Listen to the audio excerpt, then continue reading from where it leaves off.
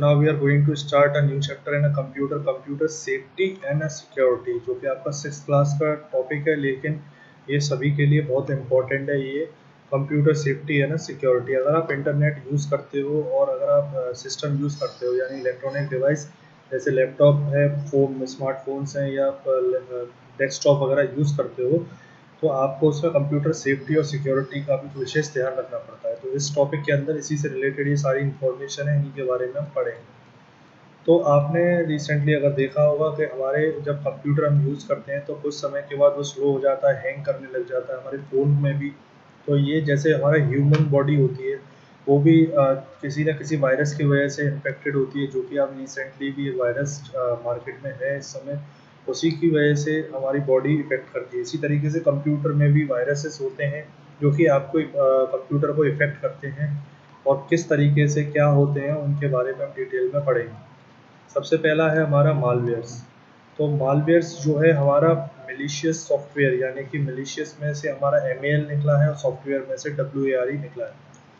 मिलीशियस का मतलब होता है जैसे कुछ ऐसी गलत भावनाएं यानी कि गलत काम।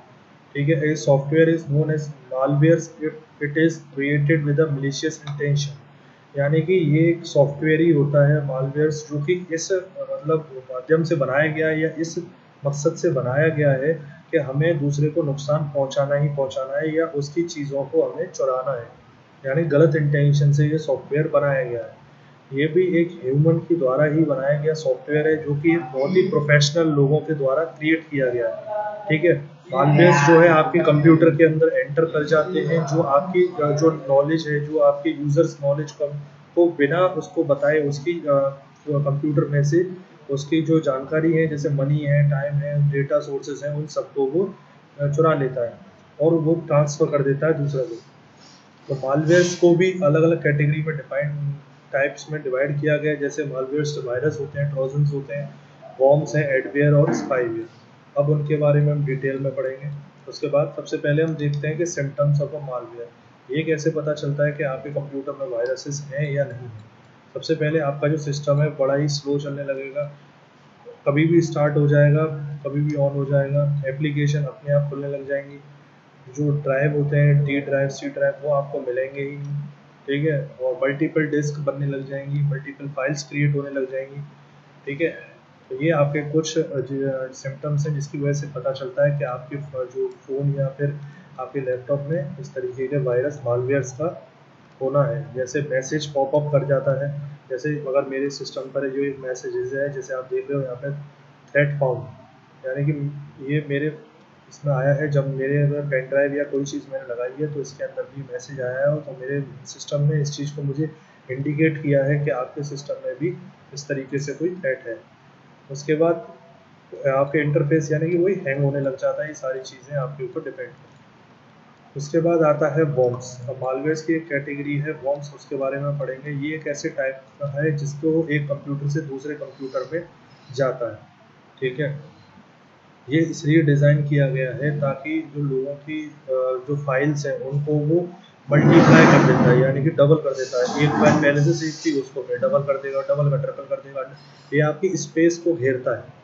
ठीक है, जो वॉर्म्स जो है एंटर करते हैं कंप्यूटर में बाई ईमेल के थ्रू अटैचमेंट या फिर कंप्यूटर नेटवर्क या इंटरनेट के थ्रू ये आपके कंप्यूटर में आते हैं। पहला वॉर्म जो बनाया था वो रॉबर्ट तपन मॉरिस ने बनाया था, जो कि हमारे स्टूडेंट थे कॉर्निकल यूनिवर्सिटी के, जो कि 1988 में बनाया गया था। पहला जो वॉर्म उसका जो नाम था वो मोरेसियस वॉर्म के नाम से।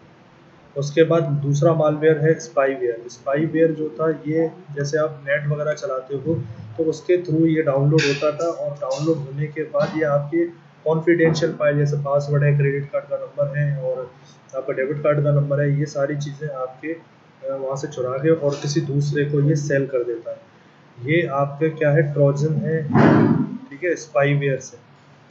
अब उसके बाद आता है हमारा ट्रोजन हॉर्स। ट्रोजन हॉर्स क्या है, ये आप जैसे कोई एनिमेशन या कोई इमेज वगैरह डाउनलोड करते हो उसके साथ ही ये इंटरनेट के थ्रू ये डाउनलोड होता है ट्रोजन। अब ट्रोजन क्या होता है, आपके स्क्रीन पे तो वो वीडियो चल रही है जो आपने डाउनलोड करी है, लेकिन उसके पीछे ये ट्रोजन क्या करता है, ये इसका काम ये सारी जो फाइलों को और तुम्हारे डैमेज करने में लग जाता है। जैसे आपके ईमेल के थ्रू अटैच होके आ गया या आपने कोई पेन ड्राइव लगाई उसमें से आ गया।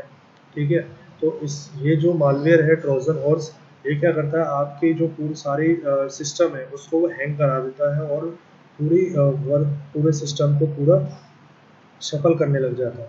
ठीक है, तो ये आपको सामने नहीं दिखेगा, ये आपको नहीं पता भी नहीं चलेगा और पीछे बैकग्राउंड में आपके ये चीज़ काम खराब करने में स्टार्ट कर देता है।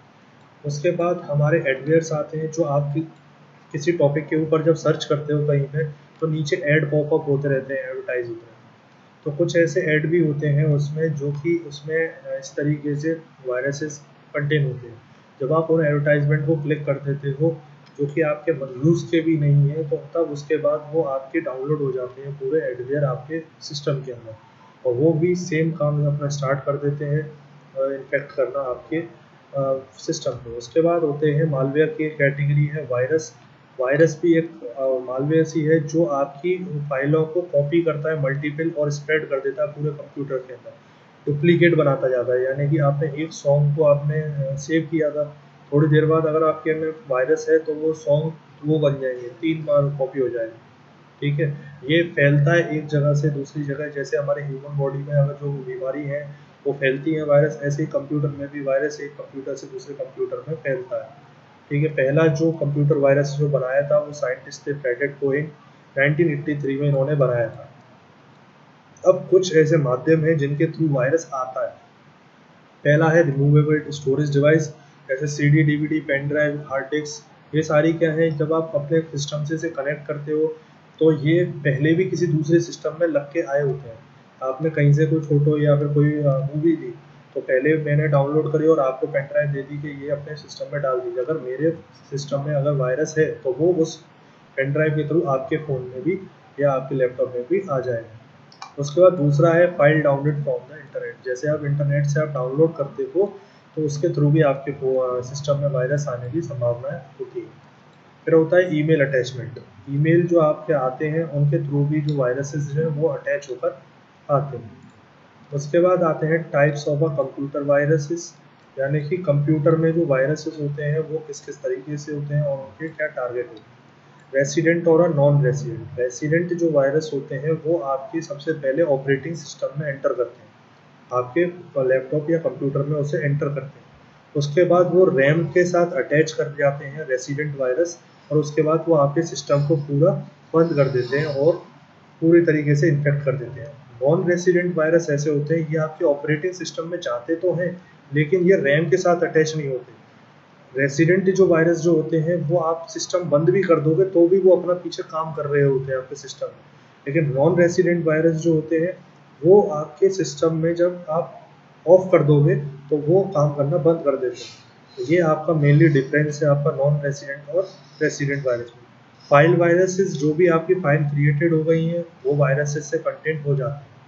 बूट वायरस होते हैं, जब भी आप अपने सिस्टम को रीस्टार्ट या फिर बूट करते हो, दोबारा से स्टार्ट करते हो, तो उसमें स्टार्टिंग में कोडिंग चलती है, प्रेस एंटर, प्रेस 1, प्रेस 2। उसके थ्रू भी वायरसेस का आना मतलब पॉसिबल है, आ सकते हैं। उसके बाद मैक्रो वायरसेस होते हैं, ये थोड़ा लेस डेंजरस होते हैं। मतलब और जो वायरस अभी तक हमने जो पढ़े हैं, मालवेयर पढ़े हैं, उनसे ये कम इफेक्टेड है लेकिन इफेक्टिव करते हैं आपके सिस्टम को एप्लीकेशन। इनका जो मैक्रो वायरसेस है ये आपको डेटा को चुराते हैं। जो मेनली काम है इनका वो MS वर्ड और MS एक्सेल जैसी फाइलों को ये इफेक्ट करते हैं। ठीक है, अब आते हैं हमारे एंटीवायरसेस की बात। अभी तक हमने वो चीज़ें पढ़ी कि हमारा सिस्टम कैसे प्रभावित होता है, ये सारी चीज़ें, लेकिन कुछ तो ऐसा सोल्यूशन बनाया होगा जिसके थ्रू हम इनसे बच सकते हैं, वो है हमारा एंटीवायरस। तो एंटीवायरस भी एक ऐसा सॉफ्टवेयर है जो इसीलिए डिज़ाइन किया गया है ताकि आपके सिस्टम को मालवेयर से बचा सके।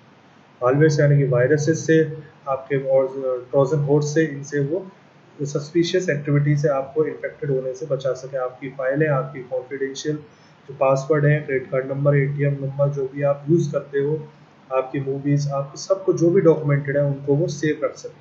जब भी आप एंटीवायरस का यूज़ करते हो, आपके फ़ोन में, आपके सिस्टम में इंस्टॉल होता है, तो वो इंश्योर करता है जब भी आप इंटरनेट या फिर आप कोई भी चीज़ डाउनलोड कर रहे हो तो वो उनको पूरा का पूरा स्कैन करके तब वो आपके सिस्टम में उसे लोड करते हैं। इसी तरीके से कुछ ऐसे एंटीवायरसेस जो मार्केट में आपको अवेलेबल हो जाएंगे, नॉट्रोन का, अवस्ट का, नेटफ्री का, AVG का, बिटडेंडर का या एबिस का। जैसे मेरे अगर सिस्टम की बात करूं तो मेरे सिस्टम में भी एक वायरस यहाँ पर इंस्टॉल्ड है, यहाँ पे आपको दिखाता हूँ, यहाँ पे मैं नीचे क्लिक करूँगा, ये आपको दिखेगा यहाँ पर। वेट करिए, लोड होने में टाइम ले रहा है। ये मेरे में मैक फ्री के नाम से यहाँ पर देख रहे हो आप, यहाँ पे लाइनिंग लिख कर आ रही है, mac free life save your computer is at risk. यानी कि ये मेरे को एक मैसेज शो कर रहा है कि आपका जो कंप्यूटर है वो थोड़ा रिस्क पे है, क्योंकि आपका जो एंटीवायरस है वो अपडेट नहीं है, यानी कि ठीक है।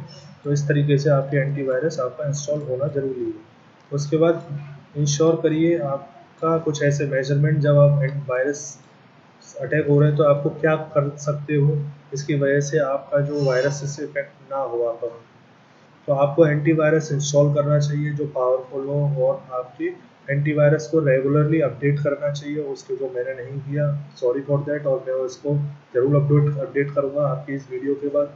उसके बाद स्कैन करिए आप कंप्यूटर डेली, जिसकी वजह से आपके एंटीवायरस या मालवेयर कंप्यूटर से डिलीट होंगे। उसके बाद आप अपडेट करिए अपने ऑपरेटिंग सिस्टम को रेगुलरली।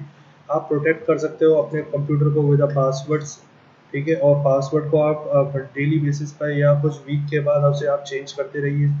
आप जो भी रिमूवेबल डिवाइसेस को आप इंसर्ट करते हो अपने कंप्यूटर के अंदर, उसको आप स्कैन करते रहो, ठीक है। आप वाईफाई को, ओपन वाईफाई को आप यूज़ मत कीजिए, आप जो भी प्रोटेक्टेड वाईफाई हैं आप उन्हें यूज़ करिए, ठीक है। उसके बाद जो भी मूवीज़ आप जो भी डाउनलोड करते हो इंटरनेट से, वो इससे करिए जो मैंने पिछली वीडियो में आपको बताया था, HTTPS से, यानी कि जो सिक्योर वेबसाइट होती हैं उसके थ्रू आप डाउनलोड कीजिए। URL लिंक आप उसमें ओपन कीजिए जिसके पीछे S होता है, ठीक है। अपनी जो फाइल्स होती हैं उसका बैकअप आप पहले से रखिए, ठीक है। उसके बाद आप इंश्योर कीजिए कि आप जो यूज़ कर रहे हैं तो मैं को भी आप उसे करें। अगर आप क्लियर हुआ है चैप्टर, तो उसके लिए thank you so much, thank you so much.